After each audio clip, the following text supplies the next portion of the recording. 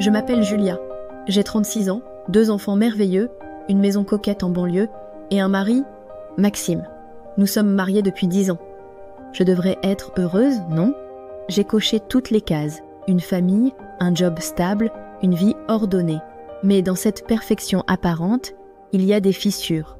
Invisibles pour les autres, mais pour moi, elles crèvent les yeux. Maxime et moi, nous ne sommes plus un couple, pas vraiment. Nous partageons un lit sans jamais nous toucher. Nous échangeons des mots, mais jamais de tendresse. Et moi, je m'éteins un peu plus chaque jour. Dans ce rôle de mère, d'épouse, d'assistante à temps partiel. Chaque jour, c'est la même chose. Une routine sans fin qui me ronge de l'intérieur. Je me lève, je m'occupe des enfants, je gère le ménage. Je réponds à Maxime, mais il n'y a plus ce regard, ce frisson, cette attraction. Tout devient fade. Le désir s'efface comme une flamme qui vacille avant de s'éteindre. Maxime ne me touche plus comme avant. Nos gestes deviennent mécaniques. Parfois, il effleure ma peau distraitement, mais ça ne me fait plus rien. Et pourtant, quelque part au fond de moi, je sais que j'ai encore envie. Je n'ai plus la sensation d'être désirable, d'être vue en tant que femme. Juste comme une mère, une épouse, une éternelle complice dans l'ombre, toujours là mais invisible. Mais mon corps se rebelle. Je me surprends à fantasmer sur d'autres hommes, à imaginer des mains qui me touchent différemment, un regard plus lourd de désir. C'est une trahison envers Maxime, mais je n'ai plus le contrôle. C'est à ce moment-là que l'agence me contacte. Une offre étrange, une proposition d'échange de vie. Je l'ignore d'abord, pensant que c'est une erreur, un spam, mais quelque chose dans cette phrase m'accroche. Redécouvrez qui vous êtes. Brisez la routine. Réveillez vos désirs. Ce n'est pas de la curiosité qui me pousse à répondre. Pas cette soif d'aventure à proprement parler. Non, c'est un besoin insatiable de sentir, de ressentir quelque chose de vrai. Je veux redécouvrir ce que c'est d'être désiré, d'être vu, de sentir des mains sur ma peau, de vivre sans l'ombre de la routine pesante. L'échange semble risqué, mais tout dans ma vie devient un pari. Le mariage avec Maxime n'est plus qu'une coquille vide. Ce n'est pas que je ne l'aime plus, mais il y a un vide que je n'ose jamais combler. Alors, quand on me propose cette chance de sortir de cette cage dorée, de briser les chaînes, je ne réfléchis pas. Je ne suis pas certaine de ce qui va se passer, mais l'idée d'être quelqu'un d'autre, de vivre sous une autre peau, me donne une sensation électrique, comme si je prends le contrôle. Je n'ai pas juste besoin de partir, j'ai besoin de m'échapper, de ressentir autre chose, de vivre la tentation, la passion qu'on m'a volée. Les mots de l'agence résonnent dans ma tête. Vous allez pouvoir vivre une autre vie, une vie où vous n'êtes plus la mère, la femme, mais simplement vous. Je me retrouve à frissonner rien qu'à l'idée de sortir de mon rôle. Une vie où je ne suis pas cette femme rangée, mais une autre version de moi-même, libre, désirable, sans limite. Là, l'idée de retrouver un désir oublié, de me libérer de ce poids, me fait perdre toute raison. Et ce n'est pas un acte de rébellion contre Maxime, c'est un acte de survie. Pour moi. Je l'appelle et je dis oui. Il faut que ça change. Il faut que je me sente vivante. Et je ne peux plus attendre que ce changement vienne de Maxime. Il n'y a plus que moi. Je me prépare à partir, mais avant tout, il faut que je laisse Élise entrer. Elle est la pièce maîtresse de cet échange, la femme que je vais remplacer. La tension monte en moi, une étrange sensation d'appréhension mêlée à une curiosité brûlante. Je ne suis pas prête à accepter ce qui va se passer, mais je n'ai plus le choix. Je m'engage dans ce processus, et maintenant, il faut que je me libère de tout. Quand la porte d'entrée s'ouvre, je sens son énergie avant même de la voir. Elle entre sans frapper, comme une tempête prête à tout emporter sur son passage. Elle est grande, haute sur des talons aiguilles qui cliquettent sur le parquet avec une sorte de certitude. Chaque pas, chaque mouvement dégage cette aura d'assurance qu'il m'est impossible d'ignorer. Son regard balaie la pièce, scrutant chaque recoin de ma maison, comme si elle se prépare à prendre possession de tout. Je l'observe, cet inconnu qui va s'immiscer dans ma vie, dans mon espace, dans mon quotidien. Elle ne prend même pas la peine de saluer ni de poser une question plus conventionnelle. Non, la première chose qu'elle dit est une observation sur ma maison, sur ma vie. Un jugement. Alors, c'est ici que tu vis ? Elle analyse chaque détail avec une froideur déconcertante, comme si elle est en train de noter mentalement tout ce qu'elle va devoir changer. Je lui réponds vaguement. Oui, c'est modeste, mais ça nous suffit. Je sais que mes mots n'ont aucune importance. Elle n'est pas là pour m'écouter, mais pour comparer, pour jauger la distance entre ceux qu'elle pense mériter et ceux que j'ai construits. Elle rit, mais ce n'est pas un rire amical. C'est un ricanement, un petit son qui perce l'air et me glace sur place. Modeste, c'est le mot. Et puis, sans crier gare, elle s'installe, sans plus de cérémonie, comme si elle est la propriétaire des lieux. Elle balance son sac sur le canapé, jette un coup d'œil à Maxime qui se tient dans l'encadrement de la porte et lui adresse un sourire que je n'ai pas vu depuis longtemps. Un sourire complice. Celui que j'ai l'habitude de voir sur ses lèvres, un sourire que j'ai cherché pendant des mois, mais qui semble se réserver pour cette femme que je n'ai encore jamais rencontrée. En moins de 2 heures, elle envahit ma maison, mon espace. Elle ne prend pas de gants, ne s'embarrasse pas de diplomatie. Chaque coin, chaque objet de ma maison devient un prétexte à la critique. La déco ? Qu'est-ce que c'est que ce canapé ? T'as vraiment un goût aussi rustique. L'éducation des enfants ? Tu laisses vraiment tes enfants manger autant de sucre ? Pas étonnant qu'ils soient aussi nerveux. Le regard qu'elle jette sur mes enfants, mes choix, tout cela me fait un nœud au ventre. Et pourtant, Maxime, là, à côté d'elle, rit. Il rit comme un adolescent qui trouve un nouveau jouet. Un rire nerveux, presque gêné. Mais il n'est pas gêné pour moi, non. Il rit, probablement, de la libération qu'il sent dans l'air. Elle est fraîche, elle apporte du changement, elle secoue la routine, elle est l'antithèse de ce que je suis devenue. Tout ce que j'ai créé, tout ce que j'ai forgé dans le silence de mon rôle de mère et de femme au foyer, Élise le balaie d'un simple regard.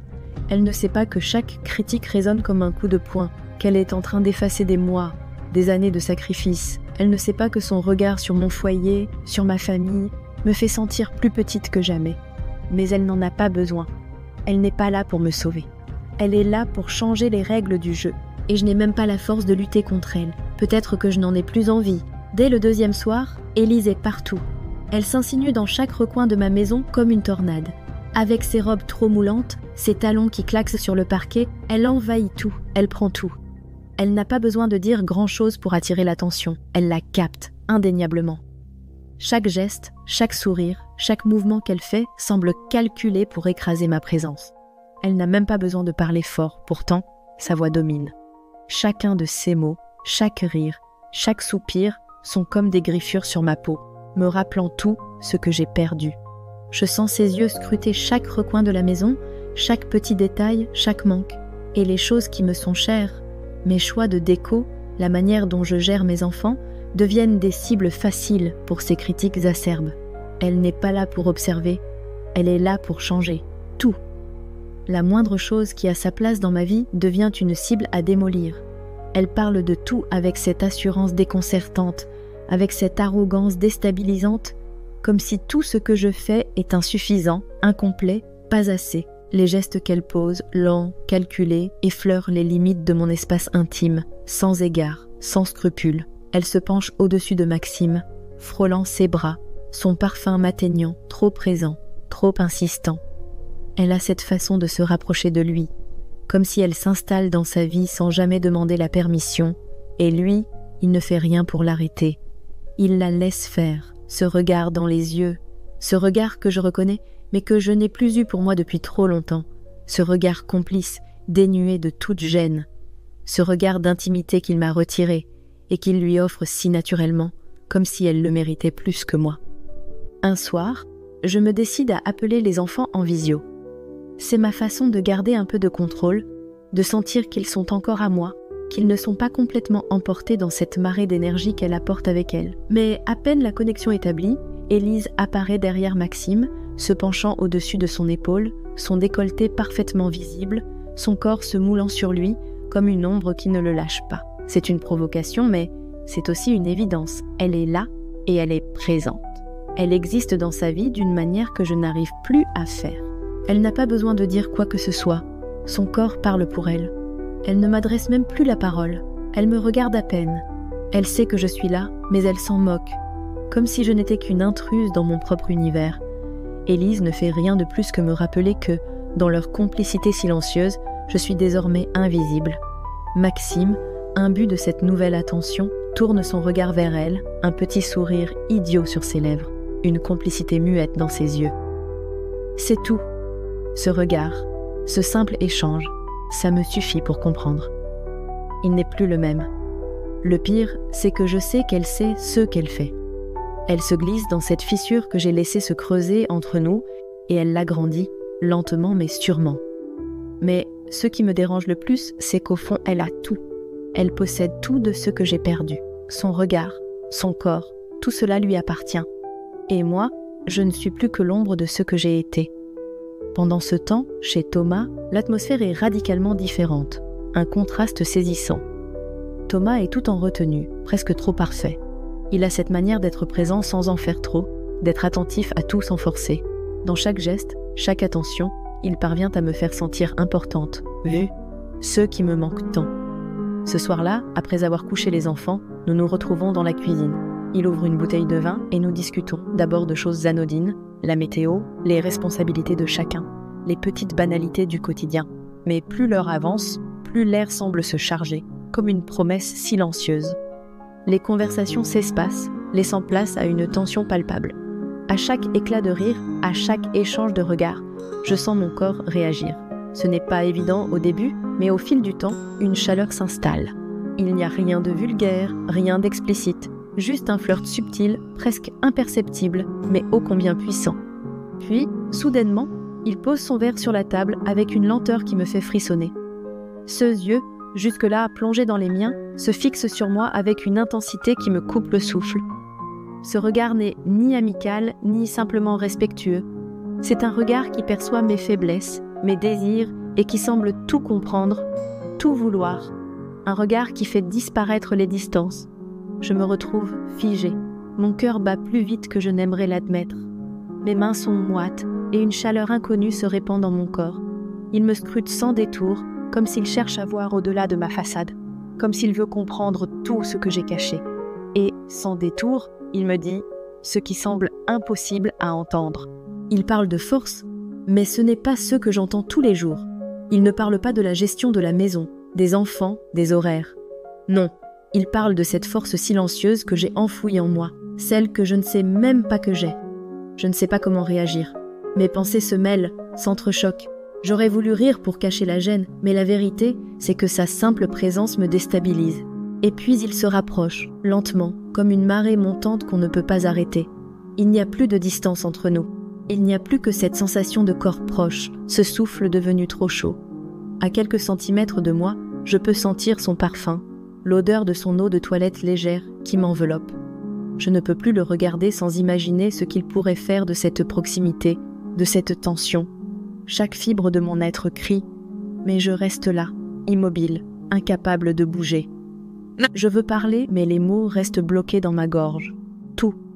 Ce que je peux faire, c'est respirer profondément, espérer qu'il ne remarque pas l'agitation dans mon ventre. Il n'y a pas de geste brusque, pas de mots à proprement parler, mais chaque mouvement de son corps me fait l'effet d'un électrochoc.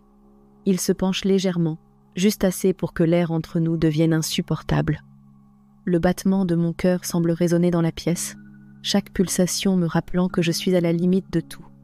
Et là, il prend une pause, suspendu dans un silence lourd, lourd de promesses non dites. Je crois qu'il va m'effleurer, juste un effleurement, juste un instant, mais non. Il se redresse, laisse un vide, un abîme entre nous, comme un défi silencieux. « Bonne nuit », murmure-t-il avec une douceur étrange, presque délibérée. Et il quitte la pièce aussi doucement qu'il est arrivé, me laissant seul, mon esprit en effervescence, mon corps encore tendu, comme si l'on m'avait laissé suspendu dans l'air, sans savoir si je dois me laisser tomber ou attendre encore. Chez moi, Élise continue son numéro, mais cette fois, quelque chose a changé dans sa manière d'être. Son attitude, jusque-là un peu joueuse, s'alourdit. Elle se transforme en une figure implacable, observant chaque détail de ma vie avec un regard acéré, presque clinique. Elle scrute ma tenue, mon apparence, ma manière d'être, et chaque petit détail semble la déranger. Elle ne se contente plus de critiquer mes choix, elle m'attaque en plein cœur. Elle sait appuyer là où ça fait mal, elle le fait exprès. Chaque mot de plus sur ma coiffure négligée, sur mes habits fatigués, me transperce comme une flèche. Elle se délecte de chaque geste, chaque regard qu'elle jette à Maxime, avec une confiance déstabilisante. La façon dont elle se penche, sa posture assurée, c'est comme si elle veut me faire réaliser à quel point je suis éloignée de l'image qu'elle projette. Elle observe Maxime, son sourire en coin, et ses gestes, toujours un peu trop familiers. Il semble se détendre dans sa présence, rire plus fort, retrouver son énergie dans sa proximité. Et moi, là, observant tout ça, je me sens comme une étrangère dans ma propre maison. C'est plus qu'une simple critique, c'est une évaluation brutale de ma place dans ce foyer. Elle ne se contente pas de juger, elle dit à voix haute ce que je n'ose pas me dire. Cette sensation d'inadéquation, de ne pas être assez pour lui. Cette impression que tout ce que je donne à ce couple n'est plus suffisant. Elle se tient là, droite, imposante, et dans un silence lourd, elle fait bien plus que m'intimider. Elle me force à me confronter à mes propres faiblesses. Ses gestes, ses regards, ses choix de mots ont tout d'un calcul, un test, et je passe le temps à essayer de trouver une manière de me défendre, mais je n'ai plus d'arguments, je n'ai plus d'excuses. Et la réalité devient de plus en plus évidente. Quelque chose a changé dans cette maison. Pas à cause d'Élise, mais à cause de moi. Parce qu'elle n'a pas tort. Chez Thomas, les choses évoluent. Lentement, mais de manière inévitable. Ce soir-là, il me demande de l'aider à ranger le grenier. Une tâche banale en apparence, mais dans ce lieu clos, à l'abri des regards, une tension différente s'installe. L'espace est petit, encombré de vieilles affaires, et l'air est lourd d'une étrange énergie. Alors que je m'attaque à une boîte un peu trop lourde, je le sens s'approcher de moi.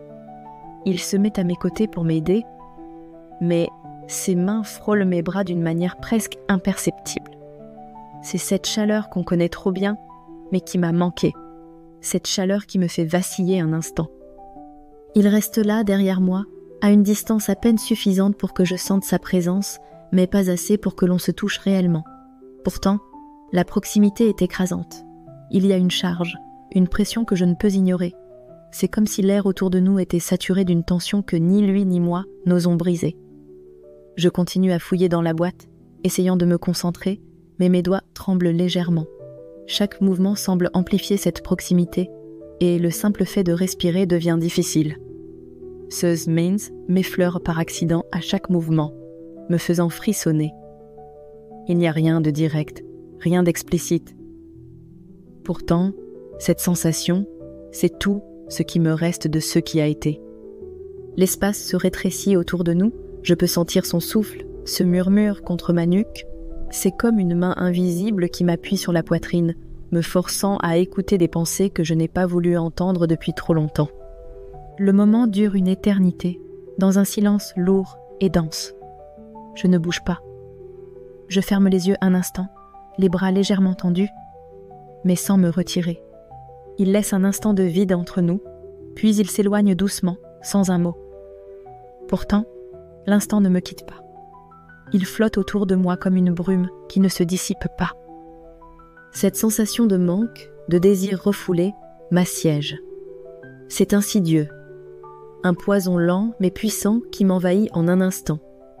Et je reste là, figée, à me demander pourquoi j'ai laissé la distance se creuser entre moi et Maxime, entre moi et la femme que je suis devenue. Quand je rentre chez moi, la scène est presque irréelle. Élise est là, installée sur le canapé, sa posture décontractée mais arrogante. Elle semble s'être complètement approprié l'espace. Maxime est là aussi, presque trop calme.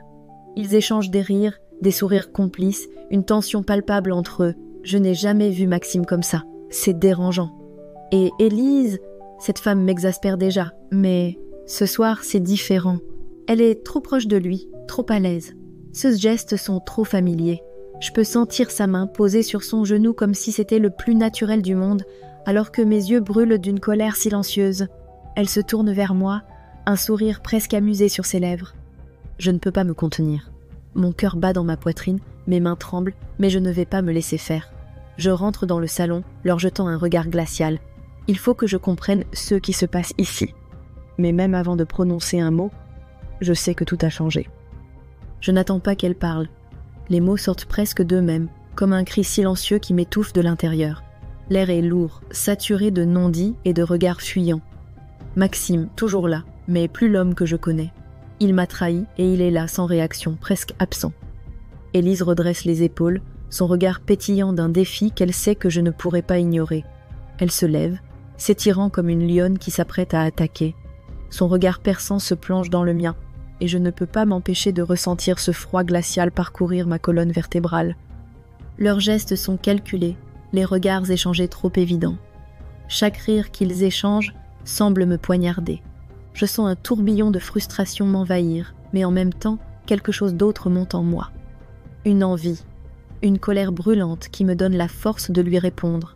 Élise, dans cette position de pouvoir, pense avoir gagné, mais elle ne sait pas qu'elle vient de réveiller en moi un côté que j'ai laissé dormir pendant trop longtemps. Les mots sortent, aiguisés, pleins de rage. Mais dans tout ça, une partie de moi se sent comme une spectatrice, observant un monde qui n'est plus le mien, m'accrochant désespérément à ce qui reste. À lui. Et puis Maxime. Il s'approche de moi, mais il y a quelque chose de froid dans ses gestes, comme s'il mesure chaque mouvement. Quand ses mains se posent sur mes bras, il n'y a plus de douceur, juste un poids, une promesse avortée. Je ne réagis pas. Pas tout de suite. Mes pensées tournent en boucle, mes yeux fixant ses mains, sa présence. Il me regarde sans dire un mot. Ses yeux m'observent avec une intensité étrange, presque désespérée, mais je vois quelque chose en lui. De la culpabilité, de la sincérité, je ne peux pas le dire. Il est là et je le suis aussi, mais dans ce silence, c'est comme si tout était devenu flou. Et là, tout bascule, tout devient plus clair mais aussi plus complexe. Quand il se penche un peu plus près, quelque chose me frappe. Il ne parle pas, il n'a pas besoin de mots. Sa présence, son regard, sont tout ce que j'ai besoin de comprendre. J'ai mal, je veux m'éloigner, mais chaque fibre de mon corps est tendue vers lui. Je veux savoir si c'est encore possible, si je peux encore le désirer. Mais le doute persiste. Est-ce qu'il mérite une seconde chance ? Il m'attire contre lui et, dans ce geste, je ressens cette étincelle, cette lueur que j'ai oubliée. Sa bouche effleure la mienne, douce au début, puis plus insistante. J'hésite, mais au fond, j'ai tellement soif d'être désirée, de ressentir cette chaleur à nouveau. Sans réfléchir, mes mains plongent dans ses cheveux. Mes lèvres se posent plus fermement contre les siennes. Les gestes que nous avons oubliés reviennent, naturels mais plus pressants. Le souffle s'accélère et dans un élan, je le pousse contre le canapé. La tension entre nous est palpable, électrique. Je n'oublie pas ce que c'est d'être touchée, d'être embrassée avec cette passion sauvage que je pensais avoir perdue.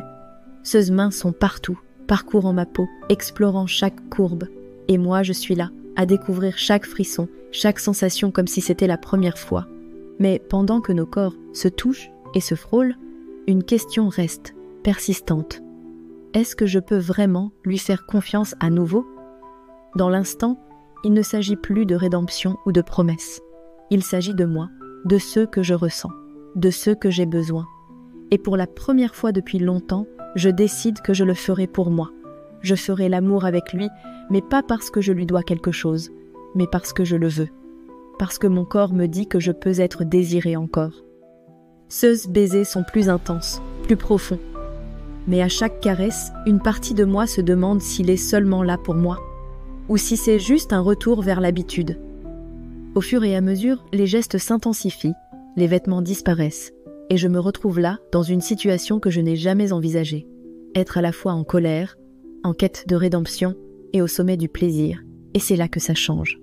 Ce moment où je m'abandonne à lui, mais aussi à moi-même, où je ressens que je peux être maîtresse de mon désir, même avec un homme qui m'a laissé de côté. Dans cette passion brûlante, je ressens chaque sensation comme une révélation. Le désir, la colère, la frustration, tout se mélange dans un tourbillon incontrôlable. Mais au-delà de la violence de l'instant, quelque chose d'autre m'échappe. Ce n'est pas seulement un retour à la passion des premiers jours, ni une simple reconquête des gestes. C'est bien plus. C'est une libération. La libération d'un corps qui s'est oublié, d'une âme qui s'est perdue dans le quotidien. C'est comme si chaque caresse, chaque geste maladroit, chaque souffle échangé me rendait à moi-même. Je me suis perdue dans ce mariage, dans cette relation, dans ce rôle de mère et d'épouse, oubliant qui j'étais réellement. Mais là, dans cette effusion de sensations, je retrouve ce pouvoir que j'ai laissé derrière moi, ce pouvoir de décider, de ressentir, d'aimer, mais aussi de m'aimer. C'est un retour à la femme que j'ai oubliée, celle qui est forte, indépendante, prête à revendiquer son droit au bonheur. Mais plus important encore, c'est un réveil. Un éveil à ce que je suis capable de faire, de dire, de choisir. Maxime n'est pas mon sauveur. Il n'a jamais été mon sauveur. Je l'ai cru un jour, mais ce n'était qu'un mirage. Dans le tumulte de notre histoire, j'ai perdu de vue ce qui comptait vraiment, moi. Quand tout prend fin, lorsque l'air redevient calme et que mes pensées retrouvent leur clarté, je sens une étrange sérénité m'envahir. J'hésite bien sûr un instant, une fraction de seconde où l'émotion prend le pas sur la raison. Mais cette hésitation ne dure plus. Je lève les yeux vers lui et quelque chose en moi se fige. Son regard, chargé de culpabilité, d'espoir, me traverse. Mais je ne flanche pas. Je le regarde et je sais, au fond de moi, que Maxime ne mérite pas une seconde chance. Pas après tout ce qu'il m'a fait. Pas après m'avoir laissé me perdre dans l'ombre de notre histoire. Il n'est pas l'homme que je croyais, et surtout, il n'est pas celui qui va me définir. Je l'ai cru, j'ai espéré, mais j'ai oublié une vérité simple. Ce n'est pas lui qui me sauve, c'est moi. Ce n'est pas son amour qui m'a guéri, mais ma propre capacité à me relever, à me libérer. C'est ma volonté de reprendre le contrôle de ma vie, d'arrêter de me voir comme une victime de ses choix, de ses actions. J'ai retrouvé mon pouvoir. Et ça, c'est tout ce qui compte. Ce pouvoir n'est pas dans ses bras, ni dans ses promesses, il est en moi. C'est à moi d'écrire la suite de mon histoire. Et cette fois, je suis prête à le faire, seule, sans lui. Parce que j'ai appris, dans cette souffrance, dans cette révolte, que je n'ai besoin de personne pour être entière. Et ça, c'est la plus belle victoire.